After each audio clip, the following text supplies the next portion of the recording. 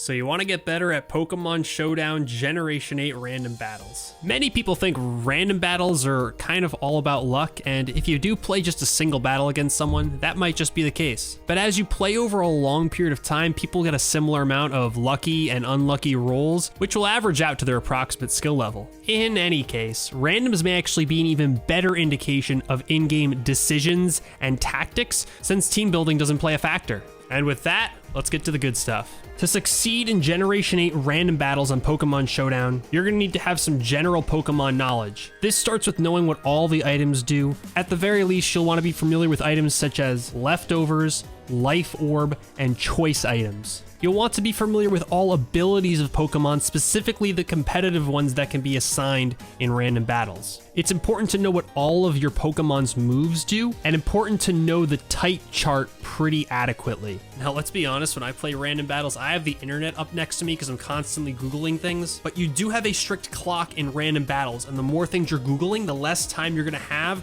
to actually calculate your decisions and develop a game plan. Therefore, you'd like to memorize as much of this information as possible. Also, make sure you recognize the helpful commands that are given to you within the Pokemon Showdown platform. Typing in randbats plus the name of a Pokemon on your opponent's team gives you a list of all moves that Pokemon could theoretically be assigned, which is valuable information during a battle. Remember that some Pokemon only have Gmax forms, and some Pokemon have both Gmax and regular forms, which have different movesets. The other helpful commands are rcalc and randbatscalc, which helps you calculate damage you would theoretically deal with a particular move. So, how does the Pokemon Showdown engine generate your Pokemon team for random battles? And how do we make sure that the teams are balanced? Well, you might naturally think that Pokemon in higher tiers are going to be much more powerful than Pokemon in lower tiers. However, the engine has a way to mitigate this variance. There's actually a level gap between Pokemon at different tiers. So if you're assigned an Uber tier Pokemon, it's given level 73, an OU Pokemon has level 75, and so on and so forth down this list until we reach a PU Pokemon that has a level of 83. And this is sort of used to offset the more powerful versus less powerful Pokemon that can be assigned. It also means that lower tier Pokemon can occasionally be more powerful than higher tier Pokemon. For example, a Blossom with Quiver Dance and Sap Strength can oftentimes outclass even an OU or Uber tier Pokemon. So don't knock a lower tier Pokemon if you're automatically given one. The best Pokemon to look for at each tier based on the research I've done is as follows. We have Xerneas and Primal Groudon,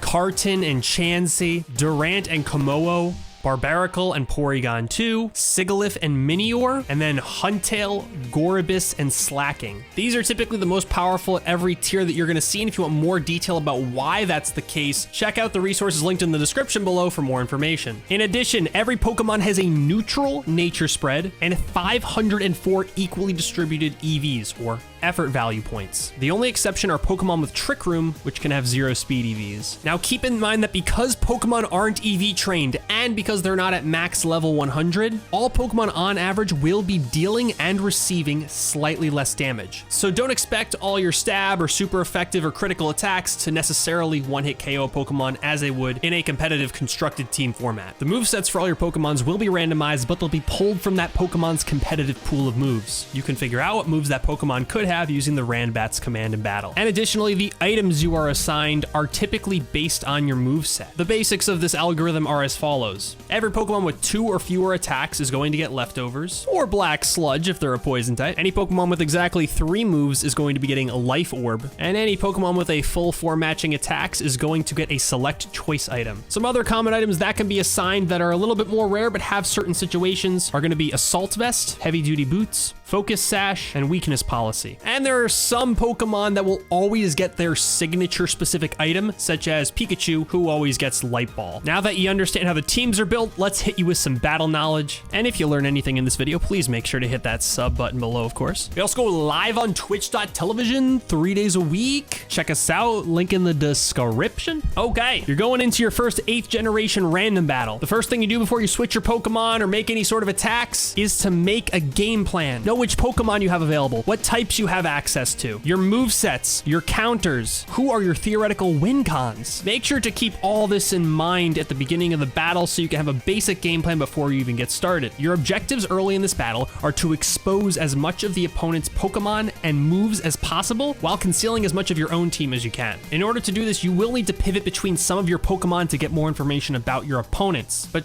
do the best you can to conceal your win con from the pool of information you provide to your opponent. Since pivoting is strong, the moves that come with a pivot attached are extremely strong, things like U-turn or volt switch. And because pivoting moves are so strong, battlefield hazards are strong as well to fight against all the pivoting that will be happening during the battle. So hazards such as spikes, stealth rock, and toxic spikes will make a big difference if you can lay them out early. Additionally, status moves are also very strong, giving any opponent poison, paralysis, burning them, making them frozen, or putting them to sleep are all extremely powerful, depending on which Pokemon you have in play and which Pokemon your opponent has in play. You also get the privilege of Dynamaxing one Pokemon per battle, and you want to do your best to make the most of it. A Pokemon is only Dynamaxed for 3 turns. So here are some key pointers for Dynamaxing. Always try to Dynamax a fresh Pokemon, one that is at full health, ideally a Pokemon that your opponent has not seen yet. Don't Dynamax your Pokemon too early in the battle. You know, have some time to set up the field a little bit with your hazards, scout out the opponent's Pokemon team, deal a little bit of damage to some of them, maybe get 1 or 2 KOs. By doing this, you're more likely to avoid Dynamaxing one of your Pokemon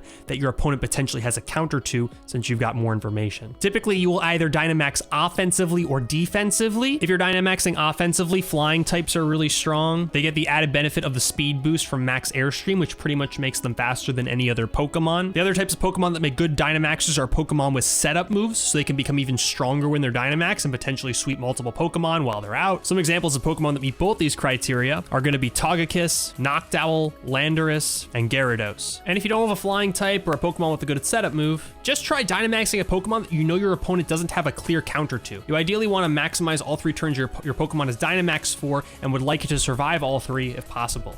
Occasionally, you will want to Dynamax defensively, especially if your opponent has set up their own Dynamax, or if your opponent has a sweeper that you can't deal with otherwise. In this case, you may want to choose a really bulky option as your Dynamaxer, or if you have someone that has good resistances, maybe against the opponent's stab type moves. Lastly, if your opponent does Dynamax, you may sometimes have access to stall Pokemon with moves like Protect or Detect. If you can get one of those Pokemon into play, you can sometimes invalidate 1 or even 2 of your opponent's Pokemon's Dynamaxed turns. Now, when you're KOing an opponent's Pokemon, you have to be extremely strategic about it. If you know an opponent might be switching in to a setup mon, then there's a chance you may not want to kill the current Pokemon with the Pokemon that you currently have out. For example, your opponent has a dark type in play, you're about to kill it with your dragon type Pokemon, and you're pretty confident your opponent's going to set up their fairy type setup Pokemon next. If you kill your opponent's dark type with your dragon type Pokemon and they switch into their fairy type setup Pokemon, you might need a full turn to switch your fire type Pokemon in, which you're bringing in because it has a resistance to fairy, and maybe you don't have a steel or a poison type, but now you're giving them a setup turn, and even though you resist them, they're going to be strong enough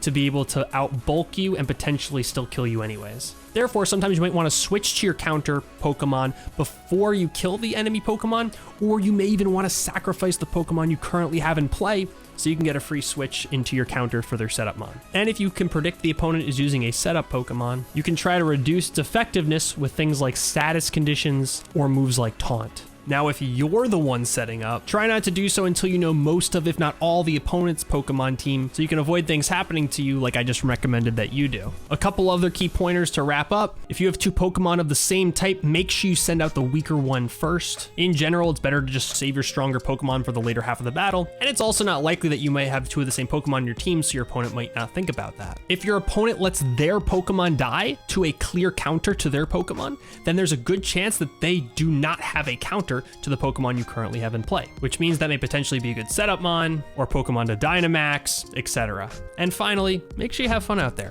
These are random battles. It's casual. It's not as cutthroat as constructed Pokemon. Hopefully you learned at least one thing from this video, and I can't wait to see you in the next one. Have an awesome rest of your day.